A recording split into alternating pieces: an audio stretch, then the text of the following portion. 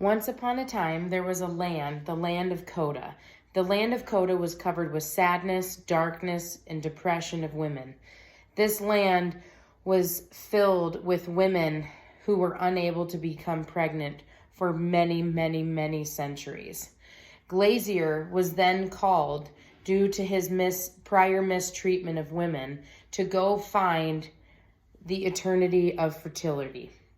Glacier was unsure and reluctant of the travel that entailed for his journey, but he took it on because he knew that he wanted to bring happiness back to the land of Koda.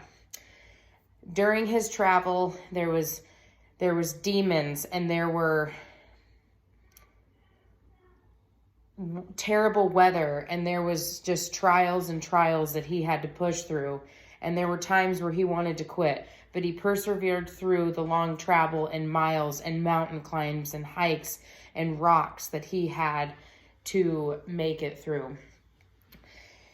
As he came across the tallest mountain that he had endured during this travel and the journey, he climbed to a mountain and realized that this was the furthest that he had ever been from his home ever in his life.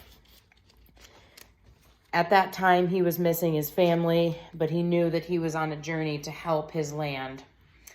Just when he thought that he had come to the closest point of finding the land of bringing fertility back to his land of Koda, he saw a dark, dark forest staring back at him, and he didn't know what was in that forest, but he pushed through.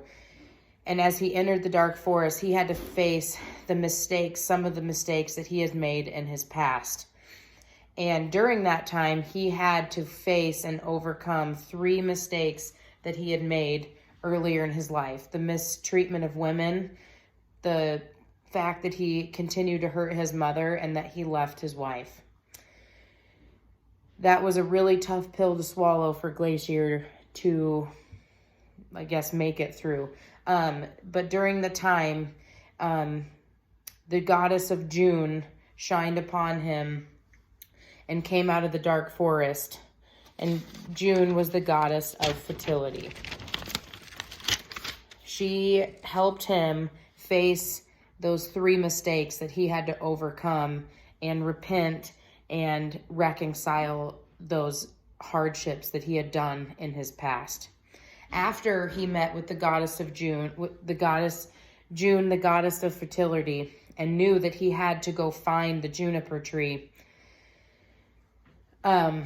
he met Ethelyn, who tried to cause harm on him. And during his journey to find the juniper tree, he came across a field of thorns, but he still had to push through so he could bring happiness back to his land. So he walked, and he was bleeding, and he was cut through the thorns, but he knew he was doing the right thing. And Ethelyn spread the field of thorns through the rest of his path and journey. During the time when he was passing through the thorns, he breaks down and cries and doesn't think that he can do it. Just then, a bright light and a deep voice started to speak to him. Joseph was telling Glacier that he must repent and promise to never mistreat women again, and for the rest of his days that he will treat women correctly and would never leave his wife and treat his mother the way that she should be treated. During that time, he took the voice of Joseph and what he had to say seriously, and he pushed through. And just after that, he reconciles his differences with Joseph, and the thorns start to just clear away. And it was instantly a bright path covered with flowers and sunshine. And as soon as he pushed through, he saw just in a short distance ahead of him a land of juniper trees. As he runs with excitement, he sees, and just knowing that he could bring that happiness back to his land of Koda, he realizes everybody is just happy here in the land of juniper trees. And he questioned, do I even go back, or do I just stay here and not bring it back, and I don't have to push through that long journey back? And then after that point, he quickly remembers that he had a promise that he had made, and he needs to bring the happiness back to the land of Koda, and his promise with the goddess of June. After a long journey of bringing 2 juniper trees that were promised to spread into a land of happiness and a land of eternity of fertility, he brings those 2 juniper trees home. He pushes through the long journey. He plants those 2 juniper trees, and they quickly spread in the land of Koda.